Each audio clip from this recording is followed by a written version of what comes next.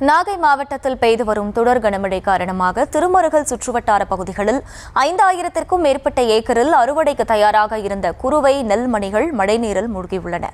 தண்ணீர் வடியாமல் நெல்மணிகள் முளைக்கத் தொடங்கியுள்ளதால் விவசாயிகள் கவலையடைந்துள்ளனர். கூடுதல் விவரங்களுடன் நேரலையில் இணைகிறார் செய்தியாளர் லெனன். அவரிடம் கேட்கலாம். லெனன், வணக்கம். விவசாயிகள் கவலையடைந்திருக்கும் நிலையில் அவர்கள் என்னென்ன கோரிக்கைகளை அரசுக்கு முன்வைக்கிறார்கள்? கள தகவல்கள் என்ன?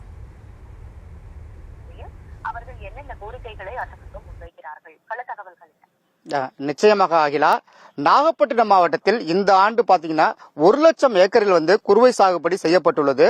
தற்போது அறுவடை பணிகள் மிக தீவிரமாக நடைபெற்றிருக்கக்கூடிய சூழ்நிலையில பாத்தீங்கன்னா குறுவை நெல்மணிகள் முற்றிய நிலையில் பாரம் தாங்காமல் கடந்த 2 நாட்களாக பெய்யக்கூடிய மழையின் காரணமாக வயலில் சாய்ந்து தண்ணீரில் மூழ்கியுள்ள காட்சிகளை நம்முடைய நேரடியாக இப்பொழுது ஒளிப்பதிவாளர் காண்பித்துக் கொண்டிருக்கிறார்.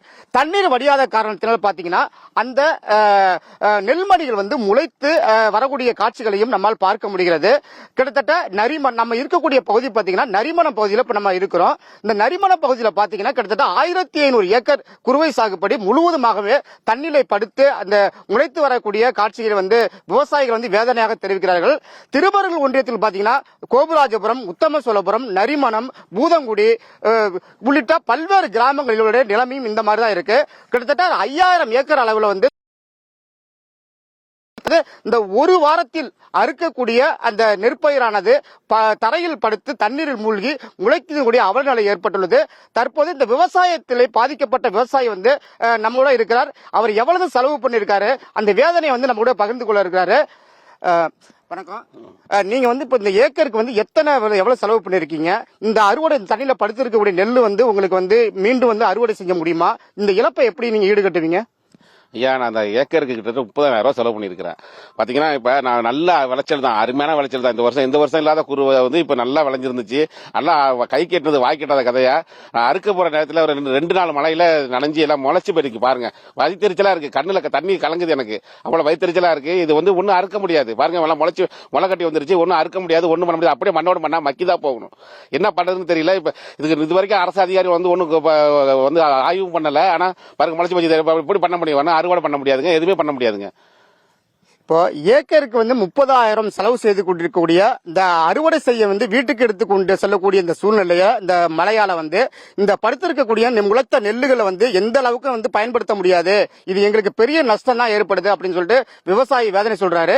இந்த 2 நாள் மழைக்கே இந்த பயிரானது படுத்து முளைக்கக்கூடிய அவலநிலை ஏற்பட்டுள்ளது. எதனால இந்த தண்ணீர் வடியாததுக்கு காரணம் என்னன்னு சொல்லிட்டு இன்னொரு விவசாயி நம்ம கூட இருக்காரு. அவர் இந்த தண்ணீர் வடியாததுக்கு காரணம் என்னங்கிறத அவர் பற்றி நம்ம கேட்போம். இப்போ மழை 2 நாள் தான் பெஞ்சிருக்கு.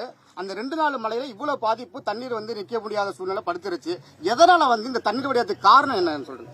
இப்போ குறிப்பா தூர்வாரத்துக்கு போதுமான நிதி ஒதுக்குறது கிடையாது. நிதி ஒதுக்கினாலும் கார்பரேட் கம்பெனி கிட்ட அந்த ஒப்பந்தத்தை கொடுத்துறாங்க. அவன் பேரளவுல கட்சிக்காரங்களை வச்சு அதை இதெல்லாம் பண்ணிடுறாங்க. இன்னொன்னு, கர்நாடகாவில் மண்டியால பெய்கிற மழையா இருக்கட்டும், தஞ்சாவூர், திருச்சி எங்க மழை பெஞ்சாலும் வடிகால் என்பது நாகப்பட்டினம் மாவட்டம் வெட்டார் பகுதி தான். அந்த தண்ணி பூரா ஒட்டுமொத்தமா வருது. குறிப்பா ஆகாய தாமரை எல்லா பகுதியிலுமே திருவாரூர், தஞ்சாவூர், நாகப்பட்டினம் அங்கங்க தேங்கி கிடக்கு, வளர்ந்துகிட்டே இருக்குது. ஒட்டுமொத்தமா ஒழிக்கிறதே கிடையாது. அது மாதிரி வாய்க்காலாம் தூர்வாரப்படாம அங்க மண்ணா கிடக்குது. இன்னொன்னு, இதுக்கு பின்னாடி பாத்தீங்கன்னா சிபிசிஎல் நிறுவனம், அதே மாதிரி பாத்தீங்கன்னாக்கா எம்ஆர்எல் நிறுவனம்லாம் இருக்கு. இவர் தள்ளிய உள்ள போய் நாங்க எங்கேயும் விட மாட்டேங்கிறாங்க. இந்த நரிமணத்துல